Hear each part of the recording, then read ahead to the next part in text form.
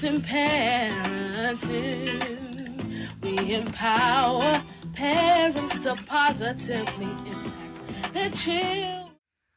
Hello parents, Grace here with Amazing Parenting. If you're new to our channel, we are a one-stop shop for all things parenting.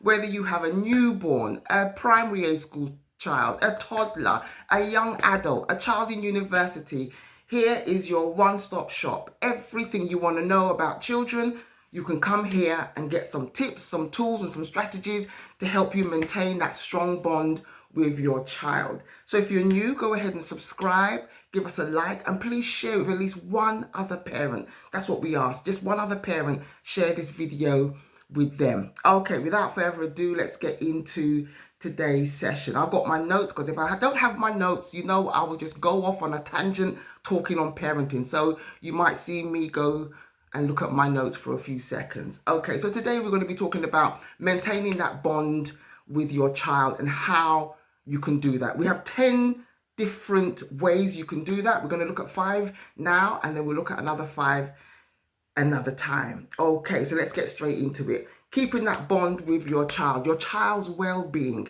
How can we maintain our children's well-being? Number 1, be fully present. When your child comes to talk to you about something, you might be busy, you might be on your phone, you might be watching TV, just pause it. If you're on the phone, tell the person to hang on a minute, to pause the TV or turn the volume down or off, and then give your child 100% of your attention. It's so key that our children believe and see that we're interested in what they want to tell us, we're interested in what they want to show us, we're interested in what they're interested in. So number 1, be present. Be present. And I know in this very rush kind of life that we all live, being present can sometimes be a challenge, especially if your children are very young, you're busy, you're cooking, you're cleaning, you're laundry, you're working. So sometimes being present can be a challenge, but it's something that we need to work on. It's something that we need to practice, okay? Because that helps our children's well-being.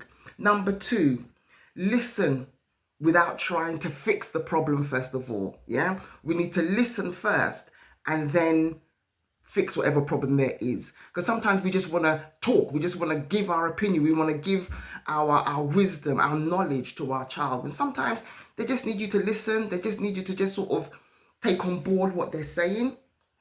So it's important that we listen first to understand, not listen to react or listen to respond, that we are listening to understand where they're coming from. So it's important that, number 1, we are focused, we're giving our children that individual attention.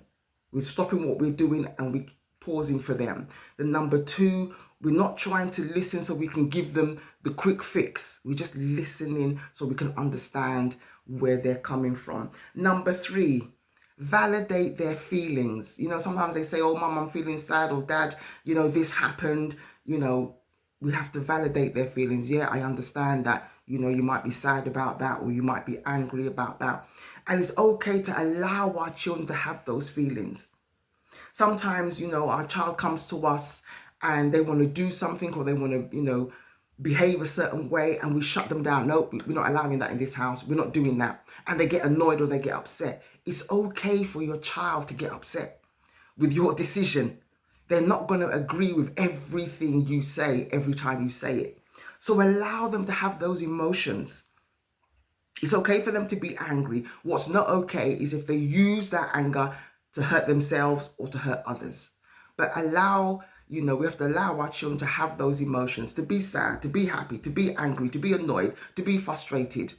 And then we can work through those emotions with them. Okay, number 4, create daily rituals. What do you do daily with your children? Or what do they see you do daily that becomes a ritual, that becomes a routine for them? Is it prayer? You pray together every day as a family? Or is it every weekend you go swimming? Every other weekend, you go to the library. Every other weekend, you go to the theatre. What is it that you do regularly that can become a ritual or a routine with your children? These things help maintain that bond and keeps their well-being ticking over nicely. So create those rituals, those routines that your children know. Every Wednesday, we do this. Every other Friday, we do this. I remember when my children were little, we used to have, popcorn night, and we'd have popcorn and watch, back then it was, DVDs. But create something that you do regularly with your children that your children can look forward to, and they know it's part of your family or it's part of something that you do with them. And number 5, use affection. Use affection generously. Know how your child receives affection. I think I've said this in another video before, but know how your child receives affection. You might have a child that is not very kissy, huggy, feely. You might have a child that just wants to hear words of encouragement. So know how they want to receive affection and then lavish that on them. So whether it's just a high five, whether it's just a thumbs up, whether it's a hug, whether it's words of encouragement, words of endearment, do those things and do them lavishly on your child, on our children. So those are the 5 things that we can do to help maintain that well-being for our children. So we'll do another 5 the next time we meet.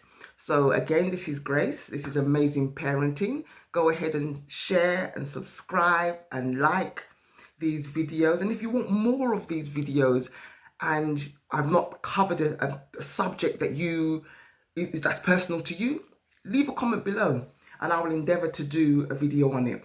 But just to saying that, we have over 200 videos in our library of Amazing Parenting. So go ahead and check those out as well. So if you want to go back and go through these 5 things we can do, 5 topics we can do with our children to maintain their well-being and our well-being with them, just rewind and go through the 5 again. So this is Grace, this is Amazing Parenting, and remember, all parents can be great parents. It's a journey and we will get there. God bless you.